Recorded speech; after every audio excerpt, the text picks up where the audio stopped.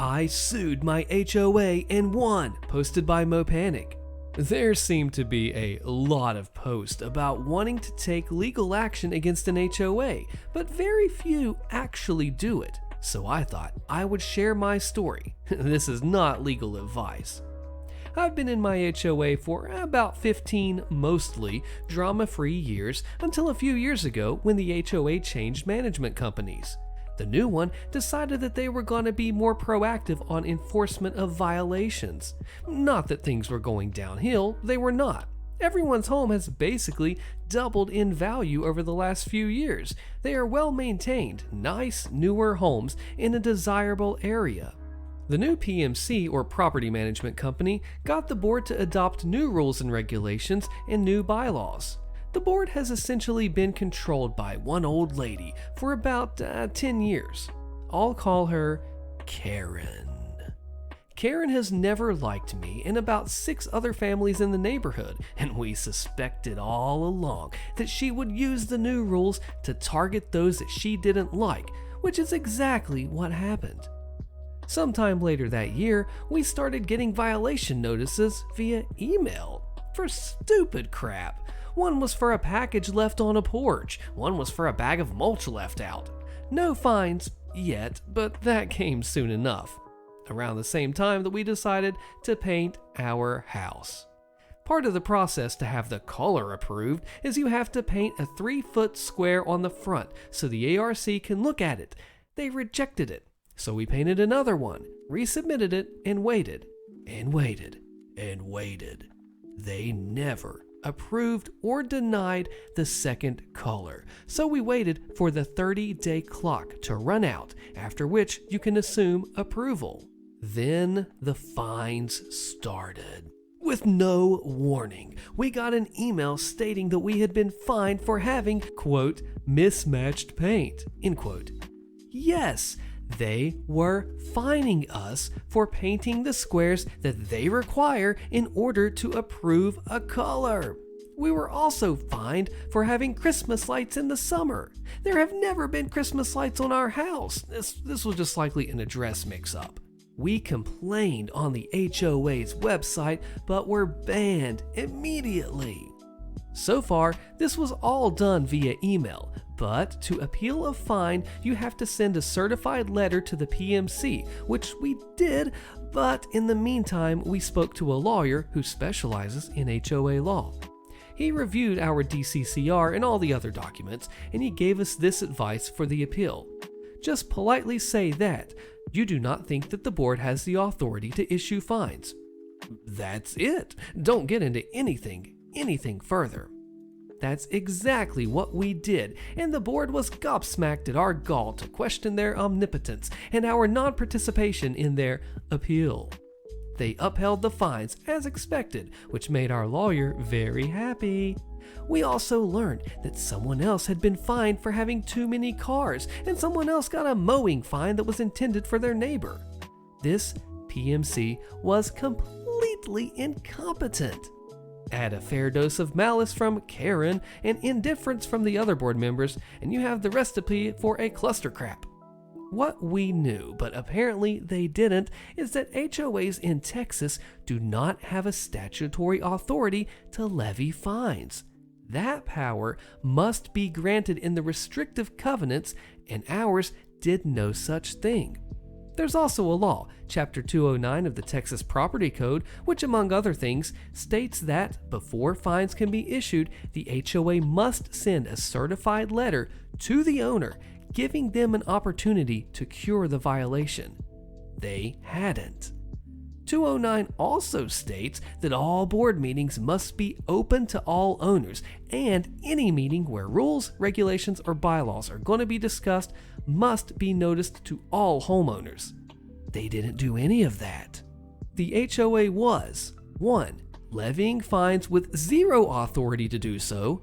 2. Ignoring state law that dictates how HOAs must issue fines if they have the authority. 3. Adopting rules and regulations in secret meetings in violation of state law. And 4. Changing bylaws in secret meetings in violation of state law. We had them dead to rights, and everyone knew it. Texas also has a law that grants attorney's fees to the prevailing party in a suit about violations of restrictive covenants. This usually benefits the HOA, but it can work both ways. Our fantastic attorney wrote a devastating but absolutely beautiful complaint. I mean, it was pure poetry, and I should have it framed. It was served on the board and PMC. I don't know what went on behind the scenes, but I imagine it was pure panic once they spoke to a lawyer who told them they were totally screwed. A few weeks later, we heard that Karen and a couple other board members had decided that they were just too busy to continue serving on the board and sadly had to step down. There was an election, and now the board is controlled by the very few people who had been targeted by their BS fines. The HOA lawyer asked to settle. We asked for 1. Refund all fines, late fees, and penalties ever issued to anyone over a violation plus interest. 2. The PMC can no longer have anything to do with violations. They can only do administrative things. 3. Revoke all actions taken by the board in the last 4 years. 4. Add a term limit that prevents Karen from running again for 10 years. It doesn't name her, but it's worded so that it only applies to her.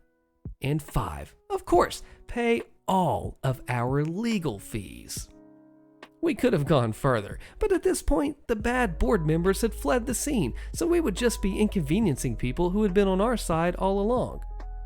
This here was an epic smackdown of an HOA Karen who, because no one ever questioned her authority, had gotten way out over her skis, and it felt really good to see her smug butt crash and burn. But a few words of caution are needed. If the HOA had decided to fight, there is a 50-50 chance that we would have lost at the district court level. This is because in Texas, judges are elected and the HOA lobby, CAI, is a huge contributor. Many district court judges will grant summary judgment against any homeowner regardless of the facts. We eventually would have won on appeal, but we had to be prepared to go the distance and pay up to $20,000 or more out of pocket, knowing that eventually we would get it back. And no, HOA lawyers do not work on contingency, and they are expensive as heck. Another word of caution for anyone considering legal action: make sure that you have a lawyer who specializes in HOA law, not real estate law, not your cousin's college roommate who just passed the bar. The deck is stacked against the homeowner, and even with a slam dunk case, it could be ruinously expensive if the HOA decides to go the distance just to screw you over. You are spending your own money to fight. The HOA is also spending your money and that of your neighbors and their insurance company to fight back. A large HOA could spend over $100,000 and make you do the same just to make an example out of you.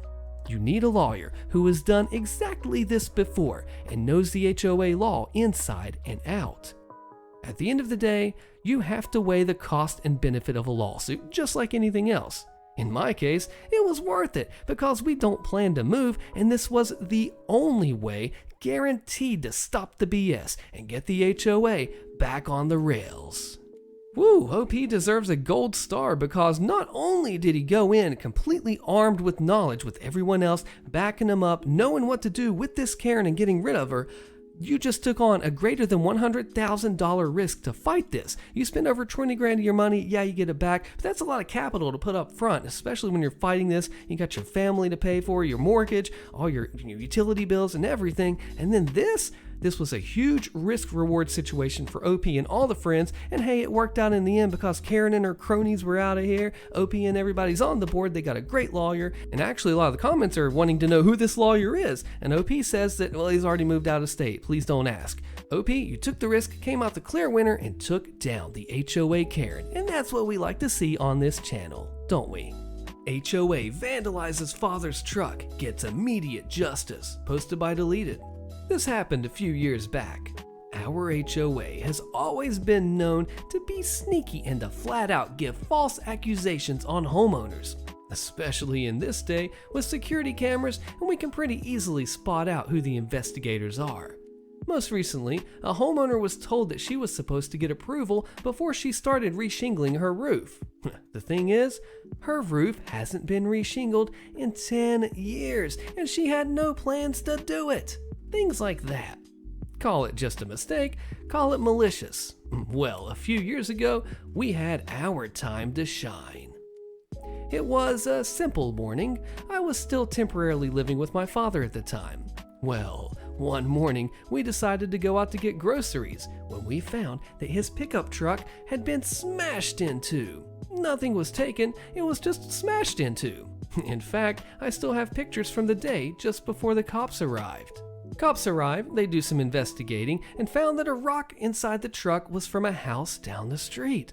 Unfortunately, they couldn't get them to admit to the crime, nor could they prove it was even them. Understandable, criminals will grab things that they find, but it was suspicious. The rock, I should say, was a special kind of rock that no one else in the neighborhood had, some round polished type, very unique.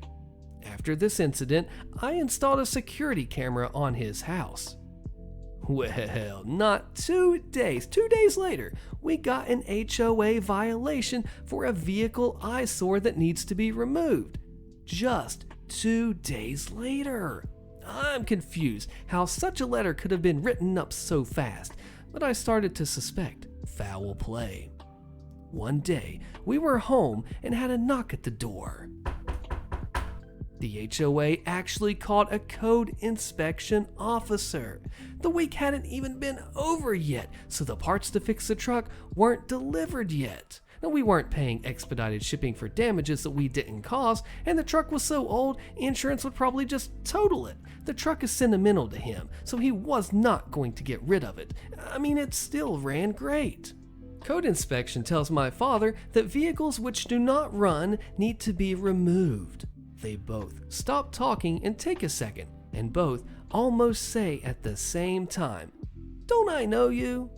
Turns out the code inspection officer went to the same church as my father, and they knew each other. This isn't the malicious compliance yet. We are only just beginning. The officer tells my father if he can show that the truck starts, he's going to write it up as being in code. My father starts the truck just fine as the engine isn't damaged. He tells him to go on with his day and to have a good one. At this point, we are furious because we are starting to suspect that the HOA may have did this, as there's no way they could have possibly known so fast. Unfortunately, our turn of the street had no neighbors with security cameras until I installed one on our house, so it caught nothing specific to our incident. Down the street, these people supposedly broke into a car as well, but the camera on their house was unable to see anything. Dang. Here's where the fun begins. Fast forward a couple of months, after nothing happened, I decided to install a new Dashcam in my car. I found a good one that uses very little power off the battery, and it can activate if there's any bumps to the car, even if the car's off. It just needs to be wired straight to the battery for this. It's a thinkware. A few days later, we got a violation notice for our mailbox being crooked. It wasn't crooked much, but I do remember it recently having an angle.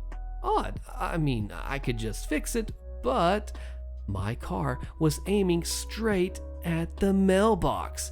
I'm thinking, no, this could not be possible. It only records if there's a bump. I take out the memory card, and apparently I either didn't configure it correctly, but it was recording the whole time. It never went into sleep mode. I watched as the investigator walks up to the mailbox and pushes it crooked, and then writes down on his tablet his findings and takes a picture for his records. I am appalled at what I see. I have the proof that I needed. Now, for the malicious compliance. They wanted us to come to the board meeting and present what is going on at our address. We haven't told them yet that we had the pictures, but to summarize real fast how our HOA works, the board hires an outside company to do the grunt work. Let's call it bench management. We go to the meeting and we sit down. Bentry Management has the one in control of our account, and I swear to you, she looked like a Karen, so the name fits for her.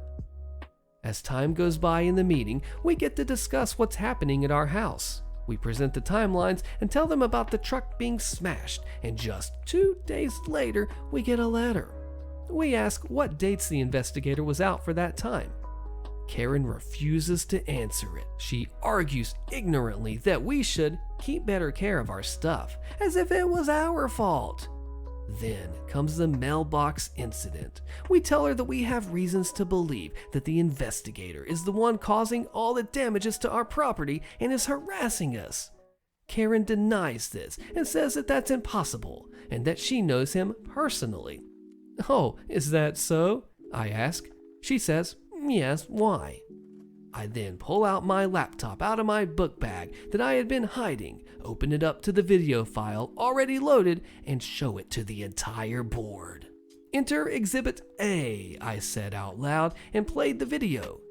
Karen's face is bright red. She says that that's not her investigator. I then also pulled out the letter about the mailbox, which was complete with date. It matches the cooked on timestamp on the video. She still tries to claim it's not them. No, it's a coincidence. I'm sorry, but you have a vandal and it's not us. It's not? I let the video play, knowing that she's falling into a pit hard right now. As the man walks toward my car, you can see plain as day, see Bentry Management on his shirt. She's no longer red now. She's white as a ghost. The board looks over at her and asks what she has to say about this. Karen is silent and has nothing except a few noises, which I assume was her brain trying to comprehend what just happened. I then proceed to bring up a previous case, which I happen to remember before we left for the meeting, where we had a grass violation beside our house. Now, this area that they were claiming was actually not visible from the sidewalk due to the house's shape. I asked point blank, has at any time, your investigators walked on our property illegally trespassing? Knowing as, per their rules, they aren't allowed to do that. Karen is visibly shaking now and mutters out, No, of course not, with her head down, unable to maintain eye contact with me. She probably feels that I have more evidence, but unfortunately I didn't. So I ask again. She asks, why? Our neighbor, who are lawyers literally next door to us where the side of this wall was, stands up and says, actually, that's not true. I have witnessed one of your investigators go between our houses and poke around the trash bins. Bingo! I didn't even realize she had this information. I couldn't have asked for better timing. Karen, at this point, just starts arguing with our neighbors about no proof. The board proceeds to apologize for the incident, and they were going to discuss what is going to happen in the future about this. At that point, the meeting is over. A month passes, and we get a letter that a new person will be in charge for Bentry Management and new investigators. She was fired that night. Since she was fired, my father tells me that we only get the occasional blip of errors, but they correct it immediately, and they don't bother us really anymore. See, the thing I love so much about this is that the HOA Karen is so confident that she's doing it right, and the other people in this nasty little HOA scheme think that they're getting away with everything, moving the mailbox, this and that, and on top of this, the guy was friends with the father. Like, how cool is that? So he got out that way, recorded unknowingly by the investigator that happening, bringing all the evidence to Karen in the courtroom as a surprise. She has nothing to say for herself. I mean, what can you say when you have literal freaking proof that that's what they're doing? And then the lawyer stands up, like, to add insult to injury to HOA Karen here, just completely, even without proof. It doesn't matter at this point. Karen is cooked, and the lawyer just helps out, adds icing to the cake, adds salt to the chili of Karen. I don't even know at this point. All I do know is that HOA Karen got messed up. And again, that's what we like to see here, right? Let me know what you think in the comments section. Become the worst neighbor and HOA board member ever? Lose Your Job and HOA, posted by Dogalagapoo. Let me start by saying, never purchase a house in an HOA. It is a complete mess that should be regulated and illegal. If I knew about HOAs when I bought my first home, I would have never purchased my first home in one. Me and my wife purchased our first home when we were 24 and 25. We spent months looking at houses and areas and tried to find a forever home in a good district for potential future kids and so on. We finally found a perfect one at a decent price. At first, everything was great. Super nice neighborhood and decent neighbors. Well, a few months after buying the house, we rented an RV to go on a trip, and we parked it in the driveway for the 3 days leading up to the trip so we could pack it and so I could learn how half the things in it worked. Well, this is when we learned that HOAs are absolutely crazy, and our neighbor was on the board of our local HOA. Within an hour of it being parked, he got home and stormed over, demanding that we remove it from his neighborhood or he would have it towed and fine us for every hour it was there. Myself, being the average and normal person, told him kindly to screw off and to get out of my driveway, and told him if he returns, I'll call the cops because he was screaming like a madman inches from my face. About 3 hours later, a big rig tow truck shows up, and he walked up like he was a god and handed me a plain envelope with a letter inside that pretty much said, "By the order of the HOA, this RV is to be towed," and a fine of $1,500 for violating their rules. While Mr. Crazy board member might not listen to reason, the tow truck guy they found wasn't so fond of entering my driveway and towing a vehicle when I told him that if he comes on the property, I'll call the cops.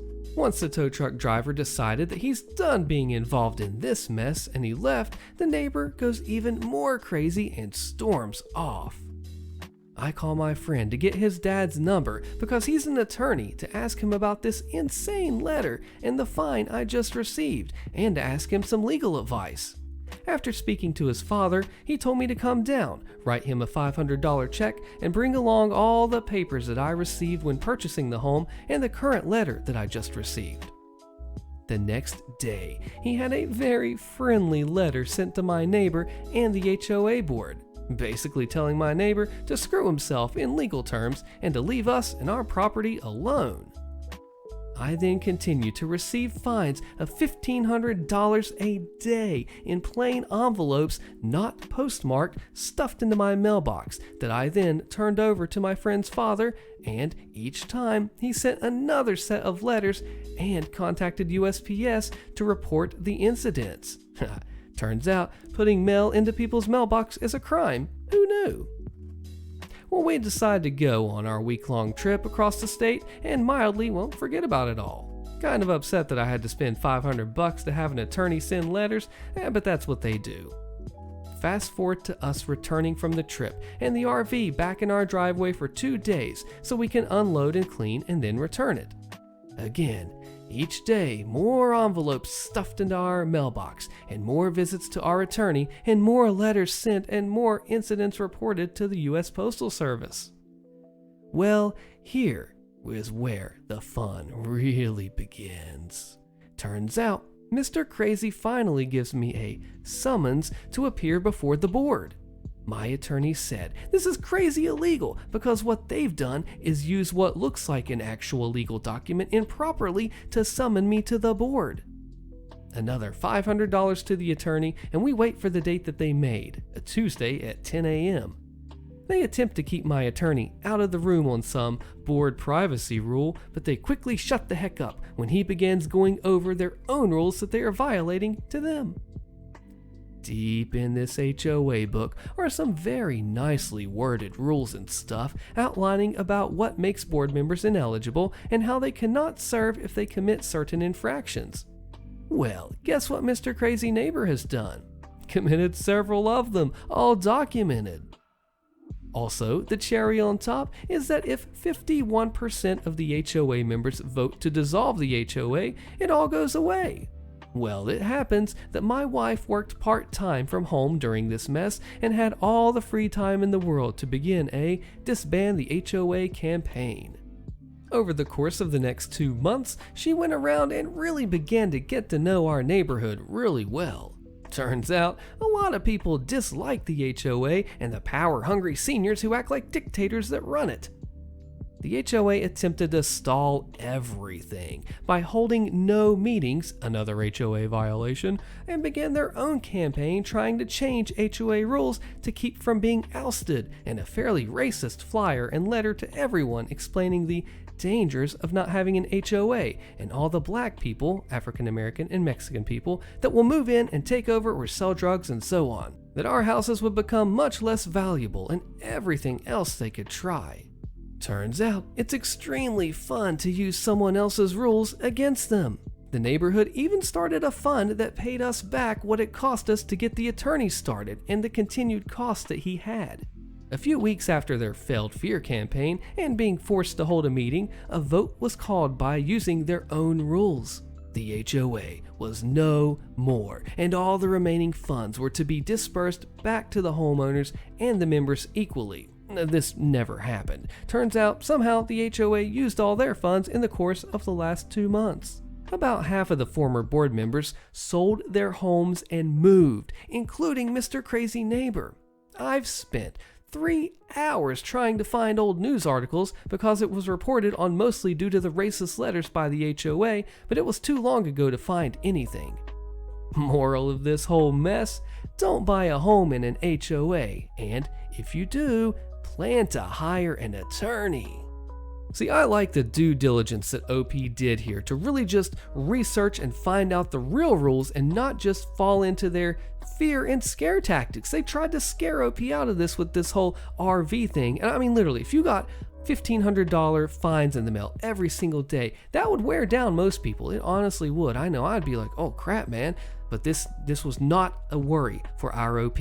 And then he went on the attorney and took the whole legal route, really doubling down and knocking it out. And then it turns out that these guys are sending some really horrible actions and words to other races. That's terrible. And you know what happens? They get shut down, moved out of the area, can't even hear from them, can't find them anymore. HOA's gone and disabled. All the Karens and Kevins are out of here. Way to go, OP. HOA board tries to force me to remove my trampoline. I get them removed from the board instead. Posted by Hi Internet Friend. Hello. I put a trampoline in my backyard in early 2017. I have 3 young boys and we've enjoyed it immensely. My neighbor, the HOA president at the time, went to sell his house in the spring of 2018, and his realtor said that the trampoline in my backyard might be a detriment to getting top dollar for his home. So he convinced the neighbor on the other side of my house to complain as well. Out of the blue, I received a message from the HOA property manager that the neighbors complained and that I would need to submit a form to get it approved. Intermission. What's sad is that I was friendly with both of these people. They had been in my home. They could have talked to me face to face. With one of the neighbors, I paid for our shared fence at her request, since her neighbor on her other side wouldn't contribute to their shared fence, another board member and human piece of garbage. I would have been willing to dig a hole for the trampoline to hide it more, or to purchase a new one with elastic bands rather than springs to make it quieter. Both of those options are cheaper than getting a lawyer. But nobody asked. Nobody came to me to have a face-to-face, heart-to-heart discussion about their concerns. A few ironies. These are 5-bedroom homes. Clearly, people with kids are gonna move in, and they're gonna be noisy in their backyard with or without play equipment. The guy who sold his home smoked like a chimney. I don't think my trampoline should have been his top concern. The people who ended up buying his home are a great family with 2 kids who don't care about toys in other people's backyards. My neighbors have raised kids to adulthood, one of them 2 very active boys. When I pointed this out to her, the words that actually came out of her mouth were, "I know it's challenging to raise boys, but we are at different stages of our lives," as if that justified her trying to screw me. Back to the story. I filled out the form and then sent it in. The Architectural Review Committee denied it a month later. I appealed the decision, and then I met with the board in August. They sent me a letter and said it was in violation. I asked which rules I violated. They never sent me a letter, so then I asked again a week ago. The property manager was adamant that she had sent the letter, but I asked for proof. She forwarded an email where she put my name in the to field after the fact. I had a strong suspicion that it was after the fact due to the following reasons. An HOA meeting was mentioned that never took place. The responses to my questions varied in color, indicating that they had been edited at different times. She responded immediately to my request for proof by indicating she would forward the email, but then took an hour, presumably editing a draft that she never sent. She cited a rule early in the email, but then cited an additional rule later that superseded the first. The first cited rule could have simply been omitted. The message was not marked as forwarded message at the top, and the sent time didn't include seconds. None of these things are a smoking gun, but they are suspicious. I asked the other people in the to field if they received a copy of the email with my name in the address field. The only honest member of the board replied that he hadn't. The rest remained silent because they didn't want to look like they and the property manager had dropped the ball. Intermission. If you're curious why the board didn't like my trampoline, here is the rationale provided in the letter that was never sent. Due to the close proximity of the homes to each other and the small yards, the trampoline is unsightly to the homes surrounding it. Realtors for those homes surrounding you have stated that it is a detraction to selling homes and is lowering the home values of those around it. There have also been neighbor complaints regarding the noise level, which creates those homeowners to be unable to enjoy their homes. They are also unable to use certain portions of their homes while the trampoline is being used. My kids all weigh under 35 pounds. They go to bed at 7 p.m. and they don't jump on the trampoline in the morning before 10 a.m. My neighbors bought homes 10 feet away from mine. What did they expect? Back to the story. The year-end meeting was scheduled for yesterday, and 4 board positions were up for election. I got 3 of my friends on the street to run with me. I went door to door every day for a week, and I spoke with the majority of homeowners about their discontent with the street. I got a third of the community to sign proxy forms stating that I would vote on their behalf. I went to the meeting last night and put these fools on blast. I listed calmly all the ways the current board was failing the community and my plan to right their wrongs. The vote was a landslide in favor of myself and my friends getting elected. One awful board member remains, but he is the minority. We fired the property manager who was uncommunicative and flat out dishonest. The trampoline endures. The only bummer is now I have to manage a street which includes some legit crazy people. But this whole episode has convinced my wife that we will never live in an HOA again, which I count as a huge victory in addition to the trampoline remaining where it is today. You know, I think we see time and time again, the HOAs are trying to take advantage of the members. They try to put fear in their hearts and strike with that fear to make them say, okay, fine, I just give up, you win, don't hurt me, don't do anything. They'll even get others in on this just to rope them all in and try to convince them that it's wrong. They'll gaslight, they'll gang up on you, there'll be narcissist behavior to convince you that you are wrong and they are right, and then gang up on you there. But OP had enough, knew the reasons why this trampoline was okay, knew the falsehoods in that email and was able to bust it out. It was no smoking gun, but it was enough to say, hey, this is not right. And then OP convinced his wife that they were the winners, and then boom, just delivered that just pro revenge. Way to go, OP. While we're on the subject of homeowners associations, here's the story of how my parents' HOA tried to use a 40-year-old rule to stop them from repairing hurricane damage and got the shaft for their trouble, posted by Deleted. A few months back, as you all may remember, Florida got pretty beaten up by a couple of hurricanes. My folks live down there, and while none of the damage that they sustained was life-alteringly horrible or home-destroying, homeowners insurance kicked in and they had some water damage through the roof. They also needed a new one because of all the shingles that had come off and the debris that had punctured it. My folks looked through roofing options and determined that a metal roof would be a great option to reduce damage and maintenance on their home. Plus, it would serve as a more energy-efficient option with passive solar collection and fewer thermal losses in the summer and winter. It is more expensive, but my dad was basically r/personal finance incarnate when I was growing up, and he's in his 60s and he's finally concluded that he has FU money so long as that community is concerned, so the roof was a good investment. It looked like a win-win-win with that roof. Then they reviewed the HOA and saw that, as of 1989, metal roofs are prohibited in the neighborhood, subject to fines and mandatory removal. Reviewing the bylaw further showed that it was clearly referring to older, crappier tin roofs, not a proper metal one like today's market provides, which looks great and has all of those other benefits. My folks wanted to play by the rules though, and called up the HOA to explain the situation. HOA was friendly and said that they would be looking into that bylaw and that my folks weren't the only ones who requested that they be allowed to have a metal roof. My parents couldn't get a roofing contractor in a few months anyway. There was too much demand since everyone else's roof got wrecked, so they waited a few weeks and got nothing new out of the HOA. Tried again a few weeks later. Nothing. After about 2 months of this, they said screw it and started construction on the metal roof.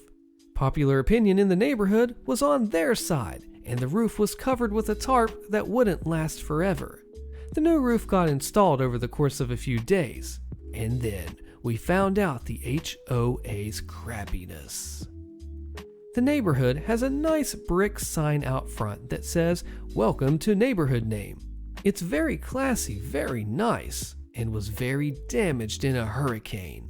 The HOA was strapped for money due to other repairs and dues, and some prick had the bright idea to impose as many fines as they could on the neighborhood to pay for these repairs, starting with my folks. They served my folks with a letter claiming that they were in violation of the HOA and demanded a $25,000 fine and that they remove it, which is, of course, absurd. My poor mother is very much a play-by-the-rules sort, and she was worried sick. Dad's ex-Navy and a contract negotiator. He essentially checked his 60-year-old knuckles and said, "Oh, you little jerks want to play, do ya?" So they set about researching and making some calls. Poor mom kept waking up at 1 a.m., unable to sleep, and I felt terrible for her as she went through this. But then they had a breakthrough. A few weeks after being served, I'm fuzzy on the timeline since I don't live in Florida, it may have been less, there was essentially a burn them at the stake meeting of the HOA, where my parents could defend themselves for an absurdly short amount of time, and the HOA could rip into them for daring to defy their wrath. So my mom, because she's more social and has a better temper than Dad, she comes up to speak and lets the HOA know that they can't do this. HOA smirks and says, they sure can. They have a 40-year-old statute saying that they can. Mom says, you do, but I have state law on my side which supersedes your statute. Turns out there's a law in Florida stating that an HOA, or well, really any regulation, cannot be used to prevent an eco-friendly improvement from taking place on anyone's private property. And wouldn't you know it, the passive solar system of the metal roof counts as an eco-friendly improvement. Turns out the roofing contractors have dealt with similar stuff before. When Dad mentioned what was going on to them, the contracting officer pulled out a few letters of accreditation and a few past cases where the court had determined that their product was eco-friendly and forced the HOA to pay all legal fees. My mom produced all of this for the crappy HOA, who had to admit that this was, in fact, ironclad. Strapped for money as they were, they couldn't afford to pay a lawyer. HOA head growls, "Is that all?" Mom turns up the sweetness to 11. No, I see in the bylaws that we can vote to impeach the board members at any HOA meeting and to elect their replacements. I move to impeach all of you. I nominate my husband," and she rattles off a list of names, and HOA is stunned. While Dad looked into the legal, Mom looked into the new neighborhood. Popular opinion was on their side, and the hearing was public for the neighborhood. Mom convinced a majority of the homeowners to attend and remove the board for their crappy policy. With that, my parents are now on the all-new board, and Dad is putting his contract negotiation skills and own craftsmanship skills to work repairing the front entrance. And metal roofs are now allowed by the all-new HOA. Just when the HOA thinks they had it, they thought they were smart, reaching back 40 years into the past, which is not that long, mind you, I'm only in my mid-30s, and then they're like, "Oh no, you can't do this, we have this rule." Well, they go to the state, which overrules that HOA. They say, "No, you can't do that." HOA's like, and then of course, they step in, and all this without a lawyer. They did their due diligence on their own, saved that money that they would not be able to have the lawyer with, and then not only impacted their home, fixed their situation, came out the winner, but changed the HOA board, getting rid of everyone and bringing themselves and all the good people on there, thereby not only helping themselves, but the entire neighborhood at its core and total future of it, with a good guy HOA that has the best interest of all the neighbors, every one of them in mind. Way to go, OP, and Mom and Dad. HOA member doesn't know the rules as well as he thinks, posted by Spec97. This story primarily takes place between me and Crappy Neighbor, who is a member of my community's HOA. Sorry if it's a bit long. As a bit of background, me and my 3 roommates moved into a housing community that's basically just a bunch of cookie-cutter townhomes. All of these homes have garages that open onto streets that wind through the community. This is important later, with the front door opening to a path on the other side of your house. There are also some free parking spots on the edge of the community where there are no houses. When we first moved in, we quickly found out that parking could be a bit of a pain during the day, especially when people had guests during the weekend. Now my roommates and I, we admittedly have more cars than the average family. Because we usually have to commute for work, we each have one. We try to make parking easier by using the garage, but we all have tons of sporting equipment, so we can only usually get one car in the garage. When all the parking in the free spots is full, we just park our cars right up against the garage and leave them there during the day or overnight. We'd seen other neighbors do it, and it still left ample room for people driving on the street to get by. Well, one day, Crappy Neighbor came up while my roommates and I are in the garage organizing some stuff and tells us that we can't park there overnight as it's against community rules. Before we had a chance to respond, he added, "And if you do it again, I will personally make sure you're towed." His first comment was pretty reasonable. We just moved in and didn't know that rule. But his second comment just really made him sound like a butt, and he wasn't really necessary. One of my roommates simply responded that we didn't know as we just moved in and we wouldn't park there overnight anymore.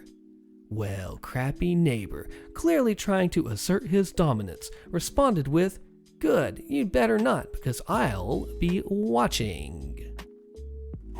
Well, from then on, we did follow those rules. If we parked in the front of our garage during the day, we would make sure to move before we went to sleep. This worked out for a while until one fateful day. One of my roommates stopped by quickly after work to grab some dinner and clothes before heading to his girlfriend's.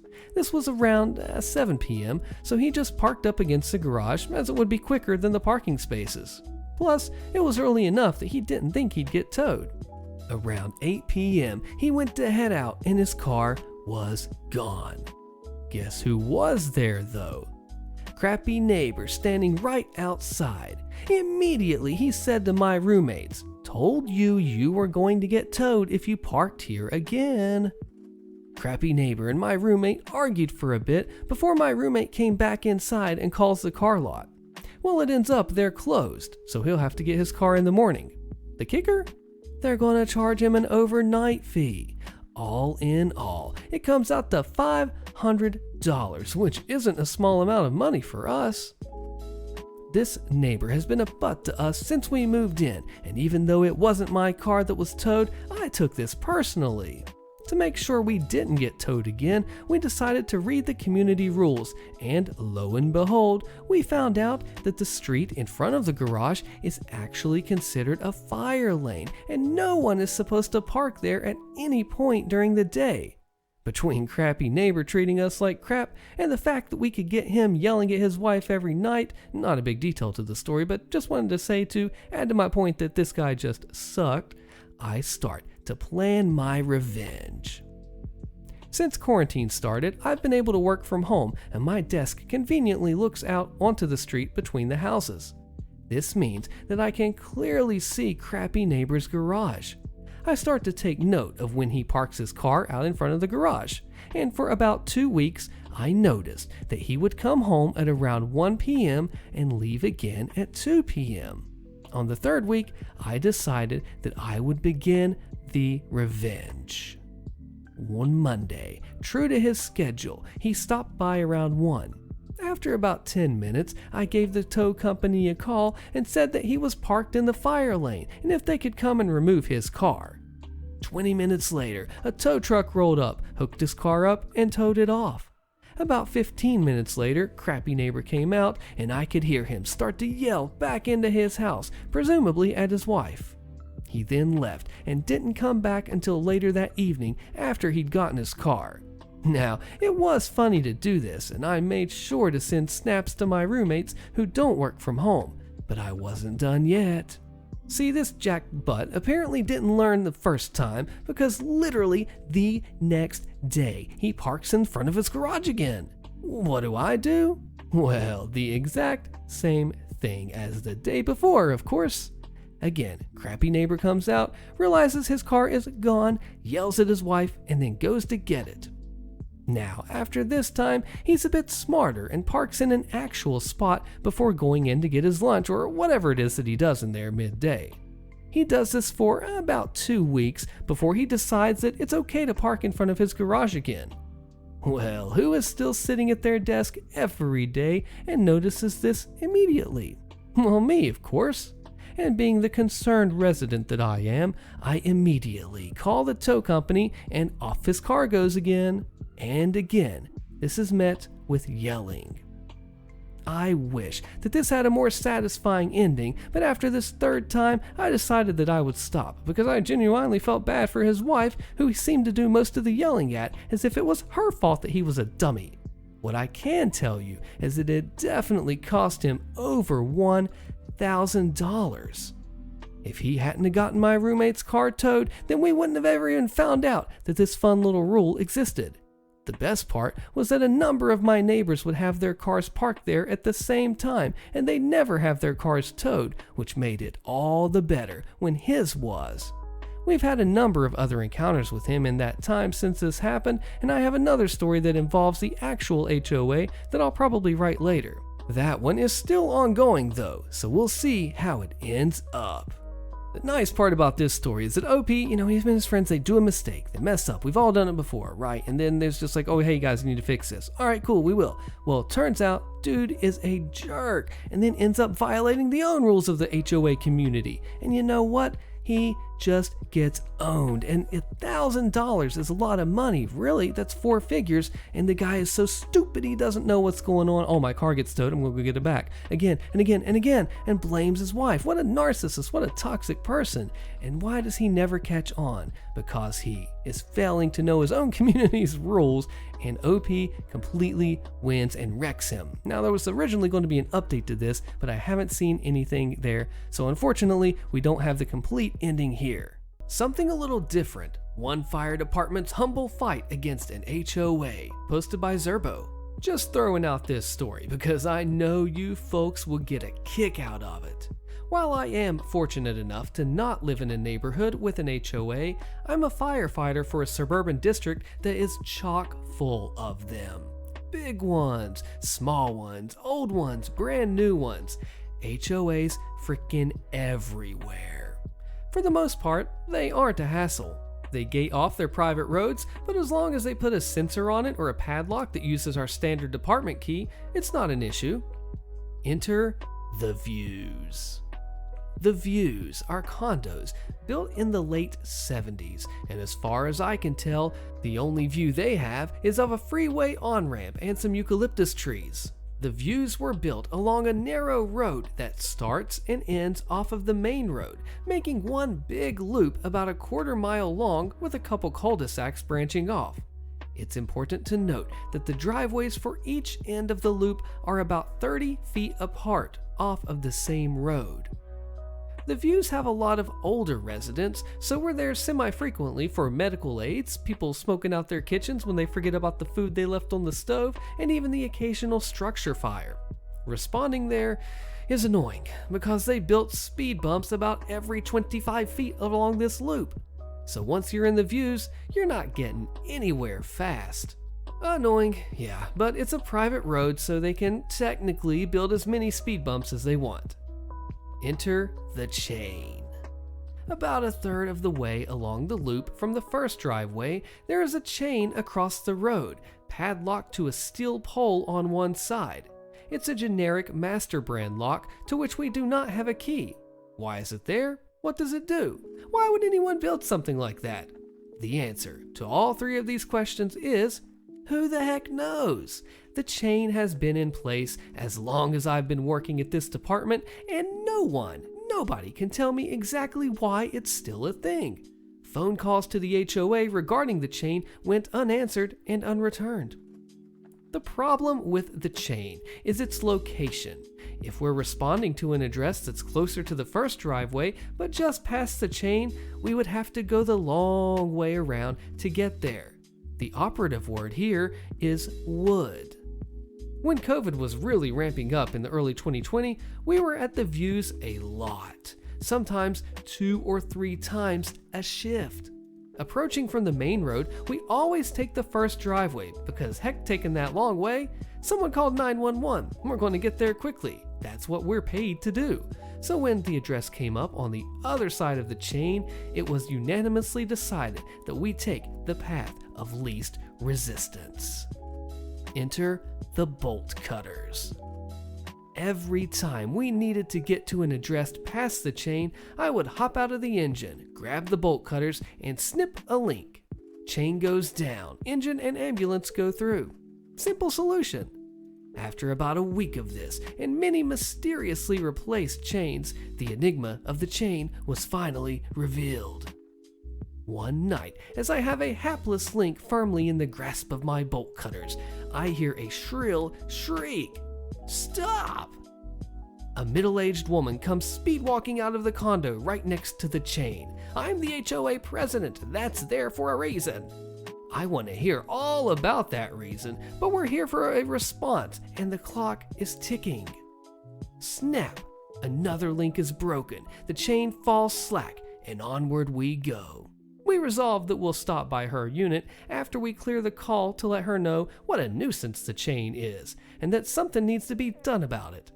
This course of action was ultimately unnecessary, as HOA president took it upon herself to huff and puff after us as we drove away, and came speed-walking up again as we pulled up to the response address. I went inside with the ambulance crew, but I could hear her shrieking at my captain outside. We wrap up the call, get the patient loaded into the ambulance, and she's still going off on him. What it basically boiled down to was that she took it upon herself to install the chain because she didn't want people using the road as a thoroughfare. The reasoning behind this is an utter mystery to a rational mind because it's a loop that begins and ends on the same road, 30 feet apart. no one is using the views as a thoroughfare. The chain got installed where it is because that's where her condo is. She demands that we just go the long way for addresses past the chain, and we explain that it hinders response time. She does not accept this. It takes my captain asking her that if her unit was on fire and we were responding from the other direction down the main road, would she want us to take an extra minute going the long way, or just cut the chain and get to her unit faster? She acquiesces that she had not considered this, but also refuses to do anything about the chain. War it is then. Every opportunity we got, we cut that frickin' chain. Never maliciously, only out of necessity, but it was necessary to the point where it was getting comical. A pile of snapped chain links lay discarded in the gutter. She made numerous attempts at peace. What if we just notified her when we needed it unlocked? No. What if we just cut a link on one end instead of down the middle? Sorry, middle is faster. What if she just gave us a key to the lock? Sorry, but if it's not the department-issued lock, we're not going to take the time to dig through the key box. One day, as I hopped out to gleefully cut the chain as always, something was different. Zip ties. Tired of buying new chains, or perhaps the chain fund had dried up, HOA president had resorted to zip tying the chain back together where we had cut it. She even attached a tag saying, "Fire Department, cut zip tie only." After consulting with my captain, we decided upon the most prudent course of action. I didn't have a pair of scissors on me, but I sure as heck had a pair of bolt cutters. Snap! Dead center in one of the remaining links of chain. And so it went, as the chain got gradually shorter and shorter and became more zip tie than chain. Despite her rushing out of her condo when the engine pulled up to the chain, we were always faster with the bolt cutters. The chain has been fully replaced a couple of times, and the same cycle has ensued, until one day, last week, when everything changed. Enter the gate. As we responded to the views, we pulled up to the chain. I already had the bolt cutters out and ready to go, only to be greeted with the most unexpected surprise. Where the chain had once stretched across the road, impotent in the face of our departmental onslaught, now loomed a 2-arm swinging gate. A beefy one, too. They definitely assessed some new HOA fees to pay for this beast. On cue, out came HOA president. This time, she said nothing, only crossed her arms in defiance and looked on with a smirk. I assessed this new obstacle for a second. Too thick to ram it through, plus that would damage the engine. Tubular steel modeled on concrete anchored post, so no just lifting the gate off the hinge. "Looks like you'll be taking the long way from now on," she said, clearly having played this out in this exact scenario in her head countless times since having the gate installed. And she would be right, except the arms of the gate were secured by a length of chain wrapped around and padlocked. I looked straight at HOA president as I lined up the bolt cutters on a chain link and the padlock shackle. Snap.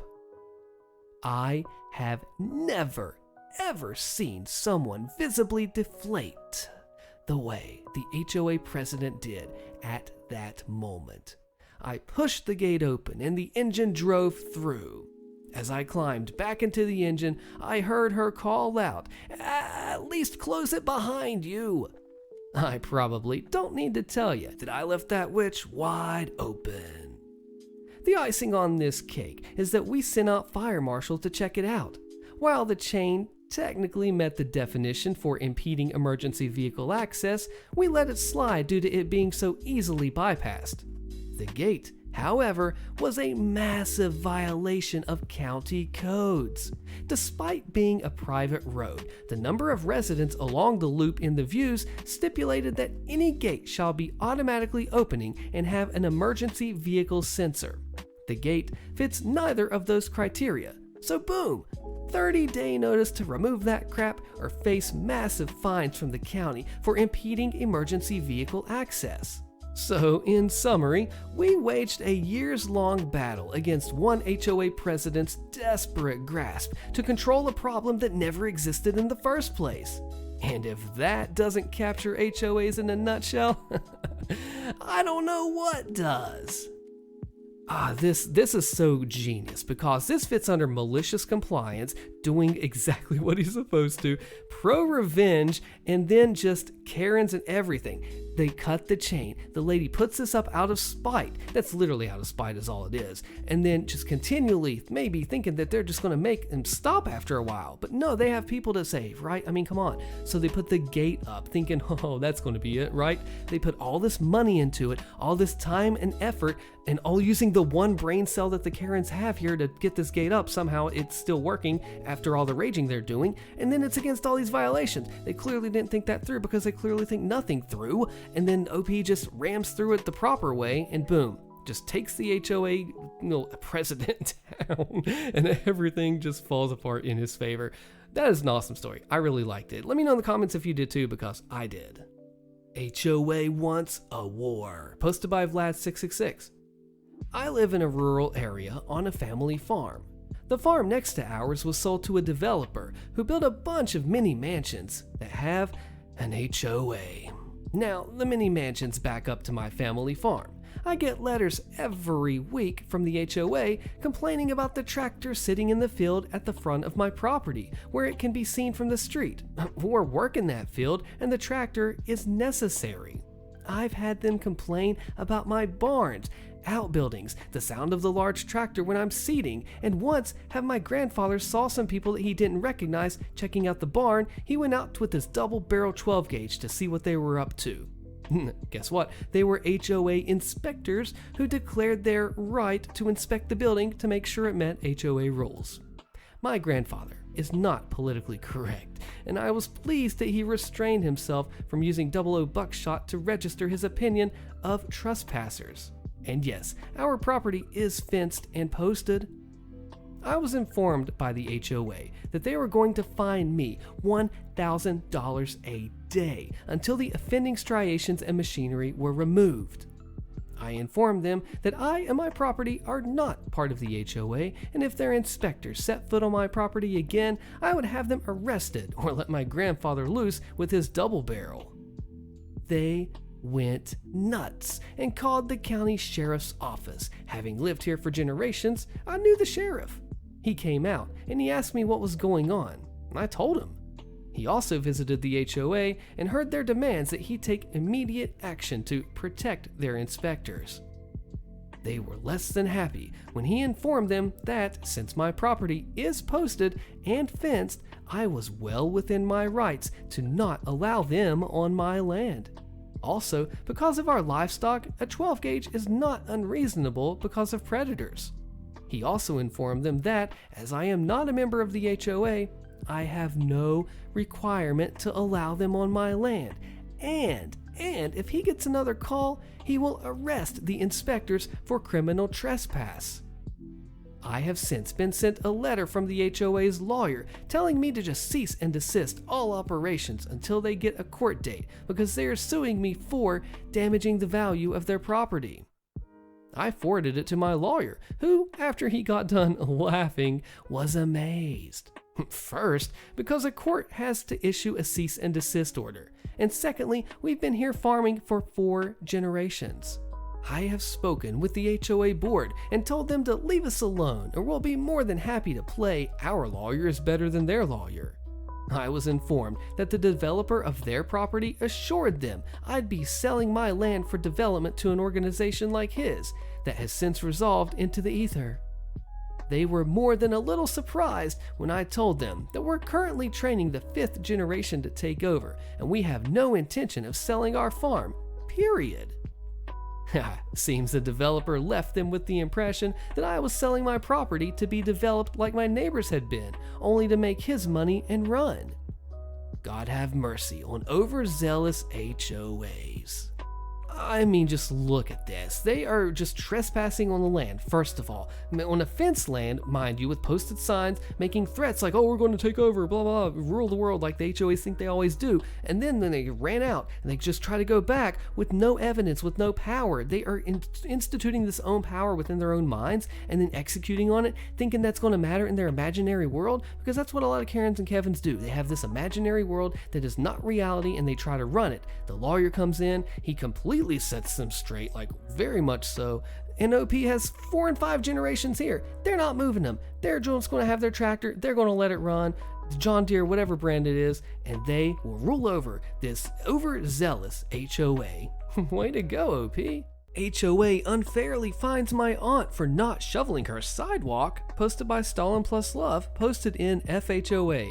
Fun fact, the F stands for friendly. Not really. Since it's winter in the northern hemisphere and we're getting our fair share of snow, I have a story from my aunt. My aunt lives in a gated community in the Pacific Northwest. She's at a higher altitude, so she gets a bit of snow. She's a nice lady, very active, and always helps other people. Her HOA is a drinking club, as she describes them, have a whole bunch of rules, some totally ridiculous, heavily enforced, and always changing. Usually, when rules are changed, they get posted on some online community bulletin board from the days of dial-up. Also, they like to fine and shame people. My aunt never attended meetings because she has, and I quote, no time for drinking and cigarettes.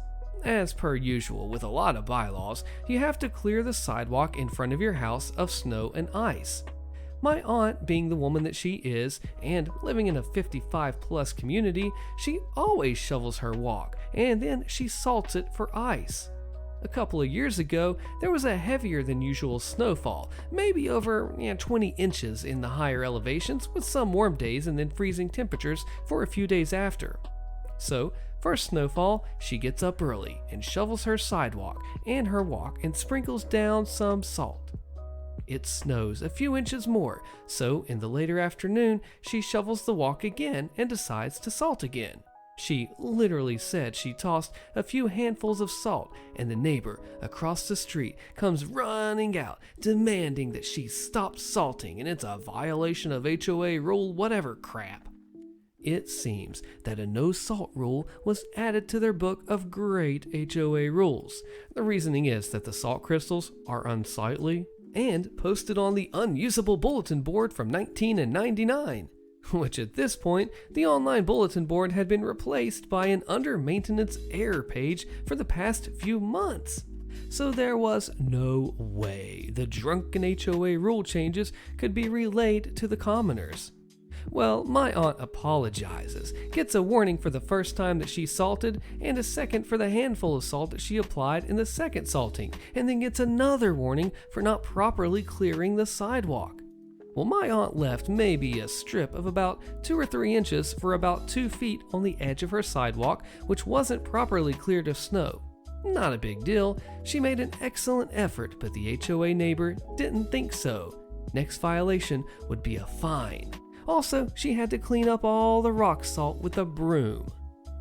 My aunt ended up getting the new HOA rules in writing from the HOA neighbor, which she read over and realized they only stated salt in the sidewalk snow shoveling rule, but nothing that blew salt-free ice melt. Also, it was stated that the sidewalk should stay free of ice at all times. Also, she read a bit deeper to learn that street and sidewalk cleaning is covered by the HOA twice a year or as needed. Instead of risking HOA wrath of fines and some public shaming because now it's near impossible to prevent the sidewalk from freezing up, she decides she will challenge the vodka-induced reasoning of the HOA and will use the blue non-salt ice melt to keep her sidewalk ice-free. The next day, after an overnight snowfall, she heads to the local hardware store to buy some blue non-salt ice melt, strikes up a conversation with the shop owner about her issue, who recommends these blue ice melting pellets, and throws in a bag of clay kitty litter on the house so she can, and I quote, stick it to them idiots. Now that afternoon, the temperature rises just above freezing and there is a heavy wet snowfall of a few inches which hits the ground wet, melts, and refreezes when the temperatures go below freezing at nighttime. So instead of risking having a skating rink for a sidewalk, she clears the wet snow and then dumps a bunch of these blue ice melting pellets and a whole bunch of kitty litter. Overnight, it freezes. Next day, she has the most ice-free sidewalk in all of the neighborhood, and it's covered in ice melt pellets. Well, it rains that day. Her use of kitty litter and blue ice melt pellets don't go unnoticed by HOA neighbor. That afternoon, she is fined by the HOA officer in charge of fines for breaking rule #vodka or pound vodka, depends on what generation you're from, section stale cigarette smoke. She sees nothing wrong. The road is salted and sanded and it looks like a mess, so her sidewalk doesn't look too bad, all blue and gray speckled and ice-free. Then she gets a notice to clean up the salt, which she ignores because it's not salt she is using to de-ice her sidewalk, but blue salt-free ice melt pellets and clay kitty litter. Then that day it rained and then froze and continued to rain, and then snow caused everything to be covered in ice and snow the next morning. It was a disaster. My aunt cleared the snow from her sidewalk and applied more blue pellets and kitty litter, which wasn't a task because luckily she had already applied so much that there was already no ice on her sidewalk or snow. Everyone else in the neighborhood had to chip the underlayer of ice after they risked a horrific fall while clearing the top layer of snow. She was then fined again, while neighbors had to actually walk in the messy street in some parts because sidewalks in some spots were unwalkable. Warnings and fines were given to other unsuspecting neighbors who couldn't attend the HOA booze meetings and had mistakenly used salt or had not chipped and cleared all the sidewalk ice in an acceptable amount of time. The next few days were blue skies and below freezing with ice everywhere. Sidewalks had been chipped, but they iced up over time with a thin layer of slick ice called black ice. People were falling, and my aunt now had a couple of rogue neighbors using all types of non-salt ice melt. One guy made up a solution of brine and molasses, which he sprayed on and got great results. Others used sand, brine, non-salt ice melters, and even 15 gallons of wine, which turned into vinegar, was applied. The HOA's alcohol consumption probably increased as the officer fell on a patch of black ice out in front of his home, breaking his elbow while returning from delivering fines, warnings, and general nastiness. Eventually, the weather returned to above freezing levels and rain which washed away all the various ice-melting substances. The rogue neighbors gathered at my aunt's house, enjoying the tea and snacks. Among them was a man who used brine and molasses, who happened to have a license to practice law and was retired with nothing else better to do than to, and I quote, ruin the drunk, useless HOA at the next meeting, end quote. He then invited himself to the next meeting with a file folder of all the fines and warnings, with a statement of dispute for each one. Also brought his tablet to prove the online bulletin board wasn't working, which helped the case that the HOA was not providing proper means of communication to the residents, which meant that the residents could sign a petition to fire the standing HOA members and appoint an interim HOA until the election. My aunt was appointed treasurer, found the previous regime spent HOA funds at the liquor store. The retired lawyer president then went after the previous HOA for funds spent on booze, and they lived happily ever after. I mean, look, it is one thing to have just a stupid HOA rule, right? But when you're literally messing with life and limb with people, you are going to fall on ice. That's dangerous. I don't know if you've ever slipped on ice. You don't want to do it, okay? Do not recommend. You're going to go to the hospital. It sucks. But listen, you're just endangering the homeowners. I recently read a story where the HOA Karen president endangered the first responders and the homeowners. And that's just so stupid. Like, of all the rules to have, why this? And the other thing that I noticed from the story that I cannot help but mention in my comments here is that the hashtag vodka or pound sign vodka. I was reading that and I'm like, which generation are you from to know? I'm from the pound sign generation myself. Let me know where you're from yourself. in the comments section. Love to talk to you there. How to get rid of an HOA, posted by Hickdal, also posted in r/friendly HOA. A good friend of mine has about 4 years ago inherited the house of his grandparents. He decided to live there for the time being till he's decided what to do with the house. He grew up in it, so he didn't really want to sell it. Not even a week after he moved in, he got a visit from a neighborhood committee. They said they are the 3 board members of the HOA, and they're here so he can sign his membership papers. They were extremely nosy and rude. For example, one tried to get into the garage without even so much as asking. When he stopped him and asked where he wanted to go, he had the audacity to say, "I need to check your garage. If everything there is in order, I have a right to do this bi-weekly, and denying me access is an offense that will cost a fine." He then had enough of their audacity and kicked him out of the house. While doing so, one of the board members shoved some papers into his face and told him that he needed to sign this right now. He would live there a week already, and the papers had to be signed before moving in. Once they were gone, he took a look at the papers. They were fluffing ridiculous and gave the HOA rights that were simply unfluffing real. They had, for example, a right to visit your home bi-weekly and check things like that you don't use the garage for, like storage. Don't have gasoline on containers in your garage, and the same goes for gas. You had to mow your lawn every week. Snow had to be shoveled every 2 hours when it snowed, starting at 5:00 in the morning.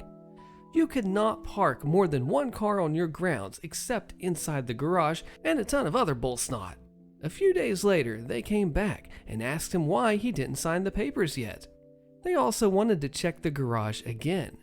This time, he would not even let them in and told them he would never become a member of their stupid club. To them, that meant war. Within a week, they had sent him some fines north of $1,000. Some of them were for denying them access to his home, each worth $250. My friend simply did not take them serious and used their stupid letters to help fire his grill. Then came the day where they went extremely too far. He came back, and one of the board members had broken into his garage, stood in it, and was writing things down on his notepad. But that was not even the worst part. He had 2 wonderful oak trees in the front of his house. They had been planted by his great-grandparents when they were newlyweds and moved into the house. The HOA was in the process of taking them down. They had called a professional crew for this. One was already so damaged, basically all twigs were already down, it was just a stump that was left, and the other one they had just started with. He freaking lost it. He told the tree crew to stop the heck right now, explained to them that he was the owner and what they did was highly illegal. They had no idea, since the board member claimed that the trees were in violation of the rules, since supposedly too many leaves went to the neighbor's garden. He had told them that there was no legal reason to put them down, but the board member claimed that I'd given my okay because the trees were in violation of the rules of the HOA. He looked it up later. They actually had a bylaw that if a garden produces more than one 40-liter sack of leaves within 2 weeks, the garden owner needs to take down the offending trees within 2 weeks. He told them he would overlook them trespassing if they would be witnesses in court for him. Then he called the cops on the board members for trespassing, breaking and entering, and they actually had used a bolt cutter to get into the garage. He had always had it closed with a big freaking bike lock after they tried to get in twice before. The trial must have been glorious. Not only did they have to repay him for the lock in the tree, which was worth a crap ton of money, north of $50,000 if I remember right, plus damages for the second tree. He had a professional tree person look after it, so all the damage healed properly, which alone cost nearly $1,000. But these idiots actually thought the trial would have been unfair, and they tried to fight it, which probably cost them an additional $10,000 to $15,000 in lawyers and court costs. all in all, the trial must have cost them over $120,000. Then he went to civil court and sued them for emotional damage. He told them how much these trees meant to him, since his great-grandparents had planted them with seeds from the home country, and he really laid it out on as thick as he could. Plus, he felt threatened by the HOA and can hardly sleep because he always fears that they're going to try to get into his house. The court actually bought it, and they gave him $500,000 plus the cost for a state-of-the-art alarm system so he can feel safe again in his own home. So, put all together, he cost the HOA nearly $750,000. They had to file for bankruptcy and get a person to check the books so my friend would get his money. The best is for last. The mediator found out that these three pricks had been defrauding the HOA for well over 10 years and were giving out as many fines as they possibly could so they could use it to bolster their income. All three had to sell their houses so they could pay out my friend. And now he is, for most people, one of the favorite people living there, and he constantly gets invited over for grilling and whatnot. You see, most people never wanted the HOA in the first place, but the board member practically forced them to sign the contract, claiming it would not be optional, and if they did not sign before moving, it would be a $500 fine. Only 6 of the over 50 members actually wanted this HOA, and people think they did get part of the action as reward for spying out on their neighbors to find violations. Liam the Bobbit says, favorite story yet, and holy crap, these three musketeers rolling in on their high horses, getting nearly $1 million in collective damages, selling their houses, ruining the entire HOA, just burning it to the ground. I mean, if we're just being honest here, it literally got torched, like arson level crap right here. I mean, did it not? And then just comes out as a favorite. He is the town favorite for standing up to the bullies and just completely knocking them on their butt and then kicking that out from under them too. OP, I don't know what to say other than this is nuclear. There's not even a word for this, okay? It's beyond nuclear revenge, and you have completely obliterated everything about this HOA. It is now an A because there is no man left in it. Way to go, OP. Let me know what you think in the comments too, or if you're listening on the podcast, let me know what you think. I fought the HOA and I won. Posted by This One Time on Reddit. This story takes place in Ontario, in the city of Kawartha Lakes, one of the worst municipalities in all of Ontario in which to live. There's poverty, crime, drug addiction, a culture of prideful ignorance, and die-hard partisan voters that will vote against their best interests time and time again. And if you paid attention to the news recently, their OPP detachment shot and killed a 1-year-old. The city council are looting their tax base to provide free educational opportunities for unqualified staffers they hired, holding secret meetings behind the public's back, and in one case spent $140,000 to fight a lawsuit that was levied against them after they blocked a brand new business's access road because some city council members owned competing businesses. They were fined $70,000 and spent another $70,000 of taxpayer dollars to appeal and lose. That's all backstory. Suffice it to say, it's a city run by uneducated rubes and inhabited by the most apathetic voters I've ever encountered.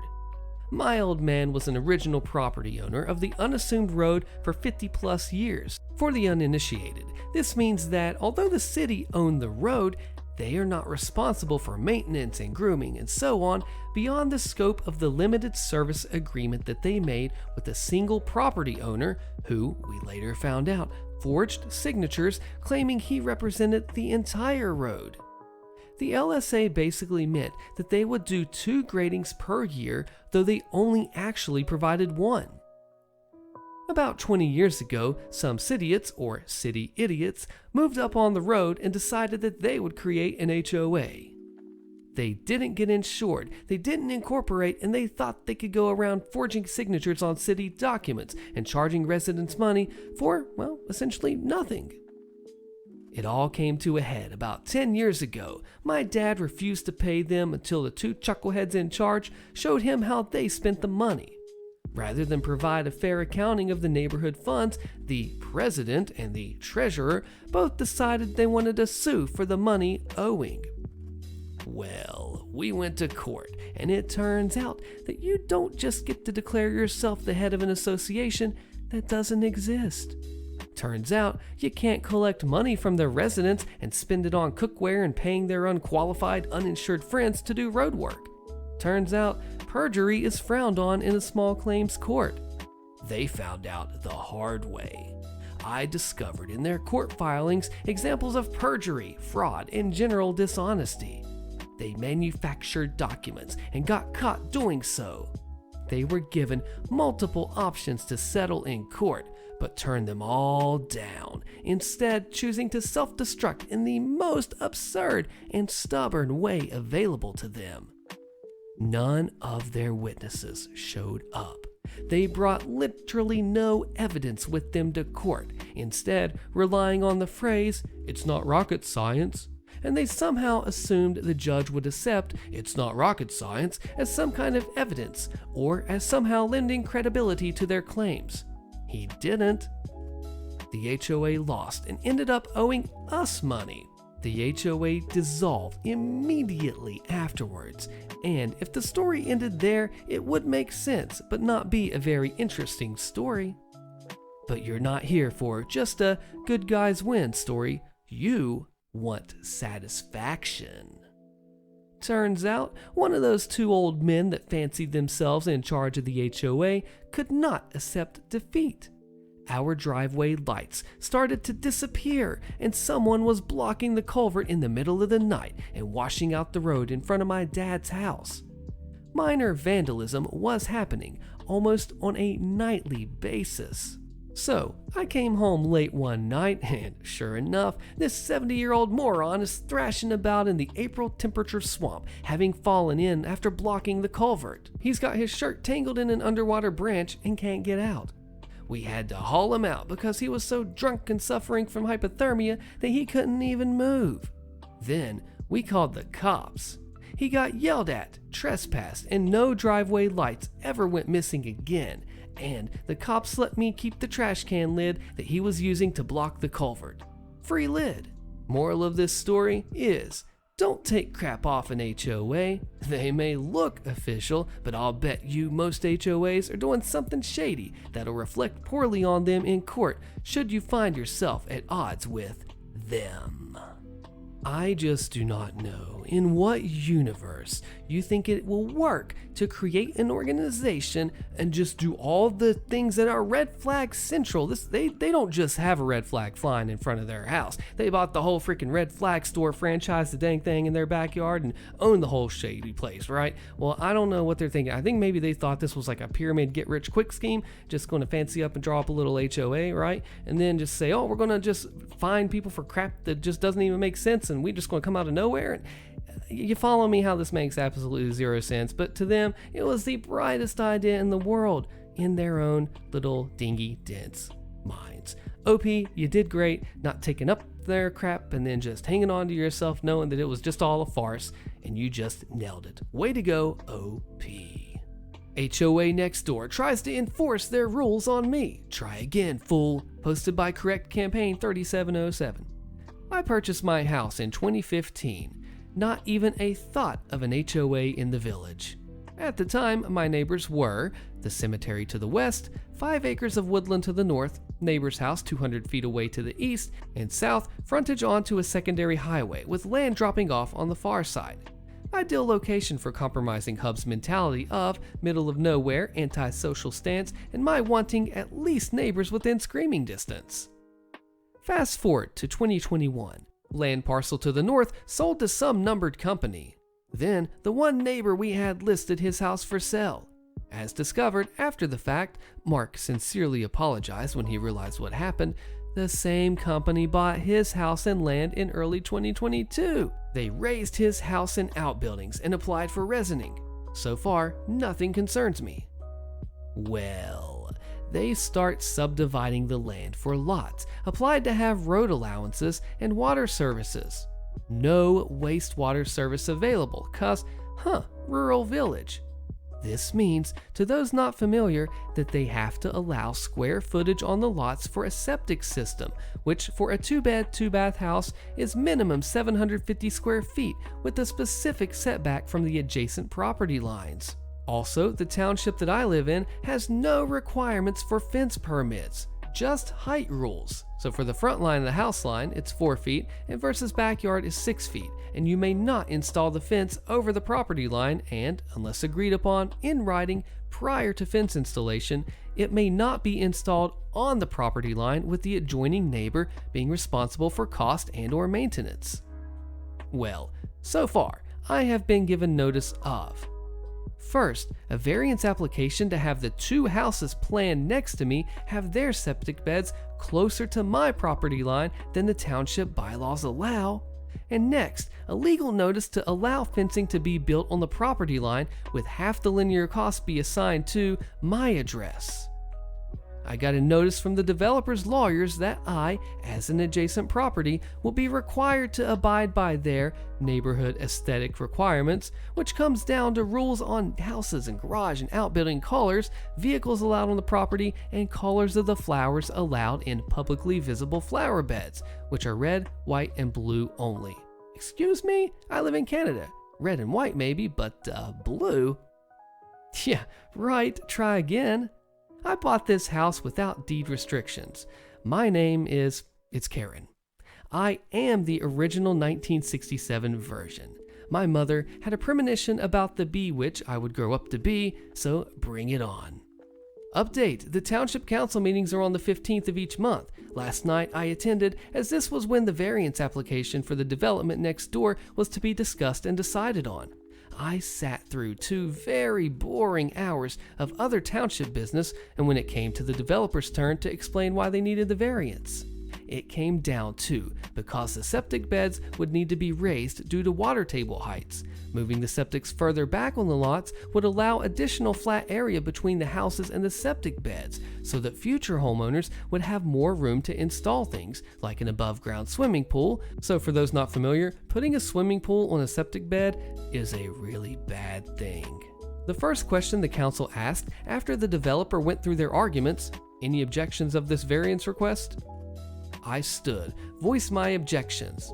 These are quarter-acre lots. It's not a space issue, and wanting more room for toys is not a valid reason for a variance for an item that could have environmental impact on my property.